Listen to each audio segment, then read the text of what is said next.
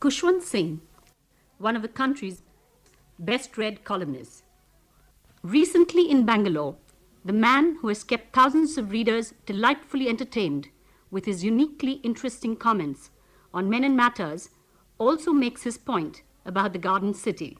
Writing in his weekly column, he says, and I quote, Bangalore was the most sought after city in India for the aged and the retired. Not too cold in the winter, not too warm in the summer. Lakes and greenery all around and lots of fresh air. Bangalore has become much sought after by young entrepreneurs who wish to set up factories or start business. It has the best climate for new enterprise and commerce. It has become the fastest growing city in India. Invited to speak at a one-day seminar on the Indian press, The Changing Scene, organized by the Bangalore Press Club on July 26th. Hello, Mr. Kushwant Singh. It's nice to have you with us on this program. I'm sure our listeners would love hearing you. The first question I'd like to ask you is, you are a very serious journalist. A serious writer. So why is it that you have always cultivated the image of being somewhat sensational, and is that your idea of being anti-establishment? I'm not a serious journalist. I think that's the first error in your statement. I am a light-hearted journalist. I try and get people to smile. People are so bored with politics and corruption and everything else, and they don't really read what other journalists write, which is almost entirely political. I handle all kinds of subjects: social, gossip, women, nature, and therefore I'm fortunate in getting a larger readership because other people are not writing the kind of thing I do. But I'm not serious. I'm fairly, as you will know, fairly light-hearted, and I always have a lot of humor, not only in my articles, but also a joke at the end of every column I write. Yes, you've been identified with that writing, yes, in recent times, and you're doing very well in that area. But a person of your perception and a person who has the capacity for, you have insights into issues, don't you think you owe it to Indian journalism to also, not as a substitute, but also write serious stuff? I do that occasionally. I think what is my strength is my iconoclasm. I have no hang-ups about everything. I'm an agnostic, so I can write against religions.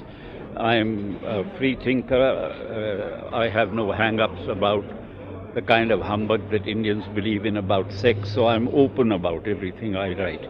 But I don't think get away with the impression that that is not serious. I really seriously mean to challenge the traditions and accepted norms of society.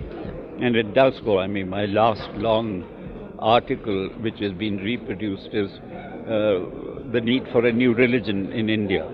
And I've lambasted all religions, including my own, in it. But it is very seriously thought out propositions of what India needs as a new religion today.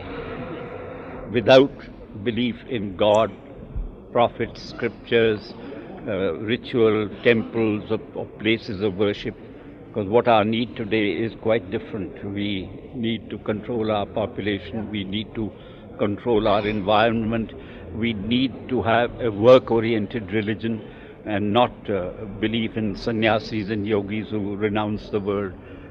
And I have spelt it all out in great detail, and all I can say is nobody taken offense about what I've said in it. In the context, what do you think of the new breed of journalism, journalism as a whole in India, in this context particularly? Well, they don't do any homework, they don't work, they don't read. That's why today we have no outstanding editors, because basically they only read their own stuff in magazines and newspapers that are handed to them.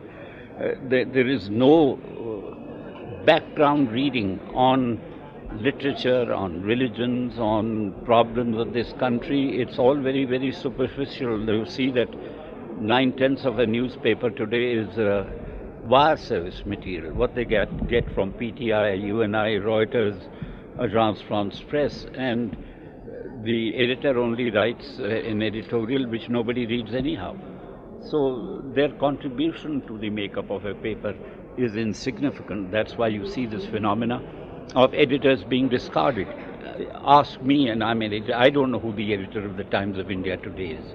I don't know who the editor of the Indian Express today is. But they keep being shifted around. They're getting managers whose names are put as editors because these people deserve it. They were not of the caliber of which editors should be made of. We had great editors in this country. We don't have any now. But isn't that a reflection of the general trend in the country? I mean, we're moving towards such a consumerist kind of a culture. I mean, and there's a fall in standards in almost every area of life. Yeah, you're quite right. I think that's true also of journalism, that you can pick up a liftman from the office and put him in the editor's seat, and the paper will continue to do as well as it did under a well-known editor. So how do you see a way out of this? Or don't you think there's a way out of this? Well, there's bound to be a way out of it. The print media is against its most serious challenge in its career from the electronic media. And if it doesn't pull up its socks, it'll come to a stage when nobody will be bothered to read newspapers. They'll look at the TV for the news they want. And there are so many choices now. Why they waste time reading 4 or 5 pages in print? But the electronic media is also doing its own kind of damage to the system and the expectations of the viewer. So, well, we have to wait for that damage and assess how to overcome it. But I think the print media more or less has had its day. Do you think the print medium is meeting the challenge of the audiovisual in terms of modifying its role? No, I don't think so. I think it's just accepted defeat already. Does that mean that you don't see a future for the print media? No, I don't. I think it's a very bleak future. It will linger on for some time, but it will not meet the challenge posed by TV. But wouldn't that be a dangerous trend because there would be no counterbalance to the audiovisual? There will be some kind of journalism going, particularly, let's say, in weekly or monthly magazines, which may set right the balance. But for the daily newspaper, I don't see a great future. Well, in your own right, I mean, do you have any regrets about the kind of the direction you've taken in journalism, or? No, I have no regrets. I've led a very fulfilled life. I make more money than I deserve, and I've earned more notoriety than I deserve also. Thank you. Thank you very much.